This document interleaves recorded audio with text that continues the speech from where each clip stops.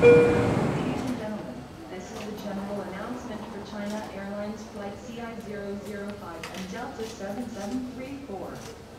So this week on Ignition, we're going to start by traveling about 24 hours to get maybe 8 hours with a car. Why? Well, because when Ferrari calls and says, would you like to come to Fiorano and drive the F12 Berlinetta, the most powerful production Ferrari ever, you don't say no.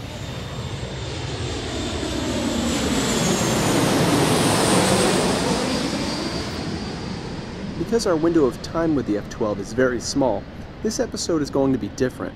We'll have little time for the high-quality camera setups and beauty shots you're used to. Instead, we're just going to record everything, the preparation, the dinners, the technical briefing, arriving at the track, and so on, to give you an honest and upfront documentary of our trip. The day before, we start with a technical briefing hosted by the engineers that built the car. Following that is some delicious food and sleep. Much needed sleep.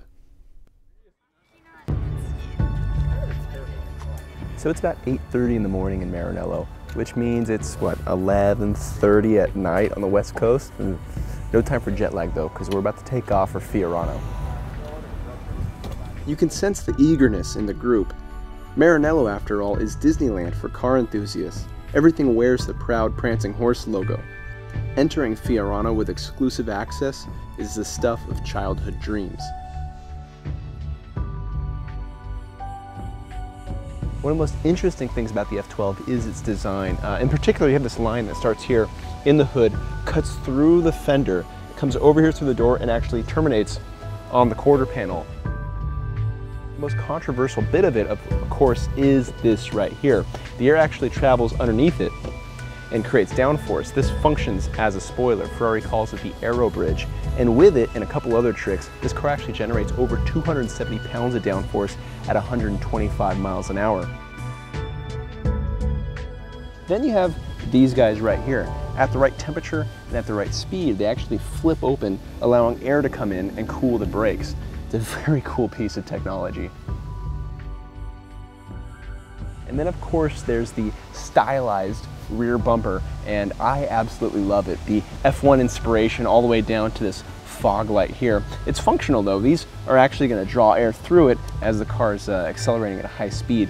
Very cool piece of aerodynamic work here. I might say it's the perfect marriage of design and aerodynamics.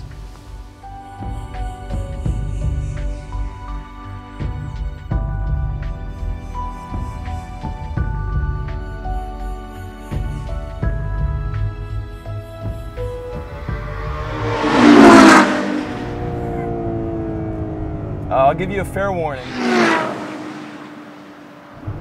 This is going to be a very positive review.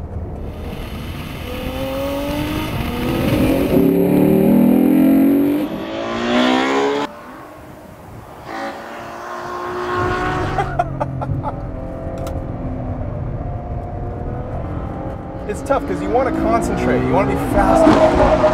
You have such a short window of time with the car.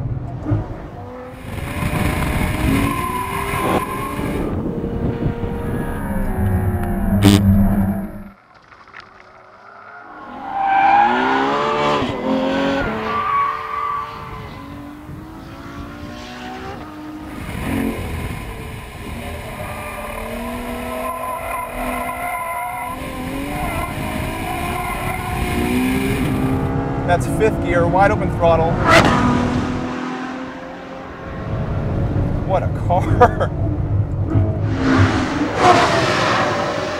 This is a car with nearly 750 horsepower, and it's not intimidating to go wide open throttle in fourth gear entering fifth gear. I mean, that's a very special thing to accomplish.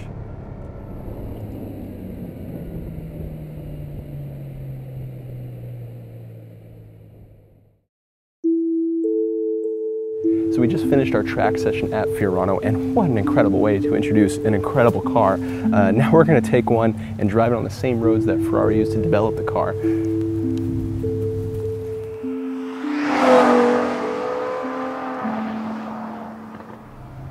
So now we've had some time to come back down from the high of driving this on Fiorano and driven it on some beautiful Italian country roads, and well, let's start from the beginning.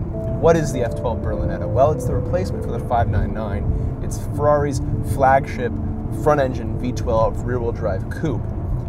And over the 599, it's pretty impressive. It's actually smaller, shorter in height, shorter in wheelbase and length, and a bit narrower, and most importantly, lighter than the 599. And what's interesting is Ferrari has tried really hard while shortening the exterior dimensions to maintain the same interior. This is a Ferrari that customers tend to drive for longer distances than your given 458. The throttle response is so sharp and so accurate that it's actually pretty fun to drive even at slow speeds.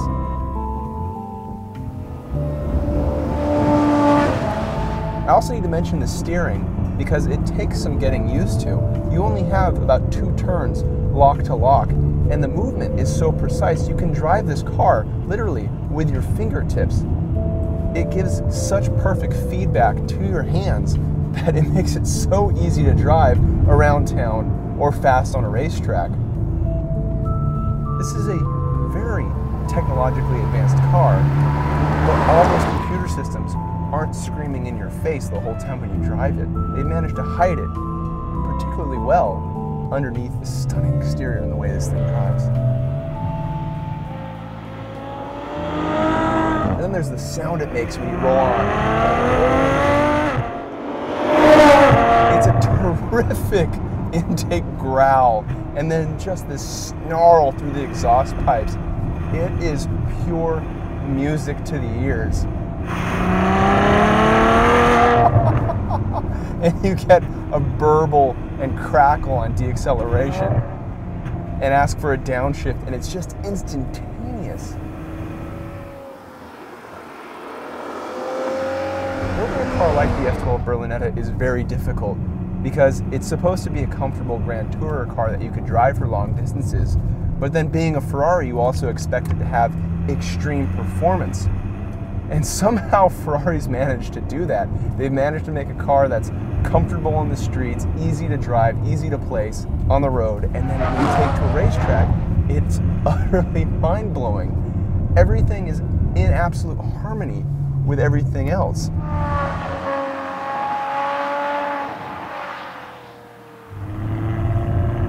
And you gotta wonder how they're gonna outdo themselves. Sure enough, there's gonna be more powerful versions of this car coming along, but how?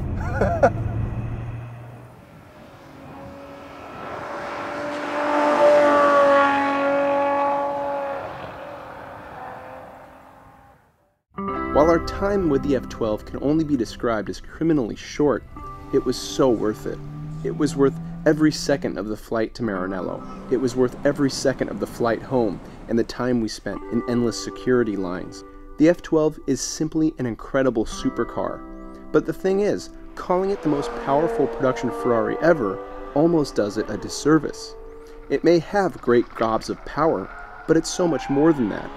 It's the rolling, beautiful sounding result of Ferrari's aerodynamic and technological advancements, and yet it never seems like the computers are doing all the work.